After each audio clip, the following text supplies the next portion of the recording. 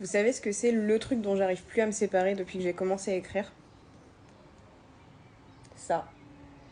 Le thésaurus des émotions. Vous voyez, tout le monde, quand on vous dit oui, pour faire des bonnes descriptions, ou en tout cas bien véhiculer les émotions, etc., il faut faire du show don't tell. Donc montrer, pas expliquer. Et bah ça là, c'est le bouquin, le pavé là, qui me permet de faire ça. En fait, c'est littéralement hyper simple. Je vais prendre une page au hasard.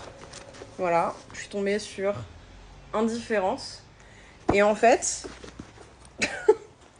dedans, il y a la définition et toutes les réactions en fait corporelles, physiques et mentales que ça peut engendrer. Donc, par exemple, la définition de l'indifférence, état d'apathie, de désinvolture ou de désintérêt.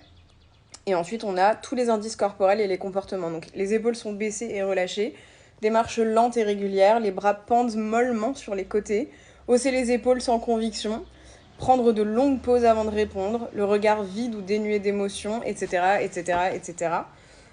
Et après, il y a, si j'arrive à tourner la page, les sensations internes, les réponses mentales, les réponses aiguës ou à long terme générées par l'émotion, les signes qui indiquent la répression de l'émotion, et ce qui se passe si ça s'intensifie ou si ça s'atténue. Donc si on regarde les sensations internes, ça va être respiration lente et régulière, manquer d'énergie. Bah, il n'y a que ça. Je vous ai pas pris le meilleur exemple. Mais bref, et en fait, c'est absolument ouf parce que du coup, ça permet littéralement de décrire sans dire elle était indifférente. Bah, en fait, on va juste plutôt décrire le comportement de l'indifférence et c'est.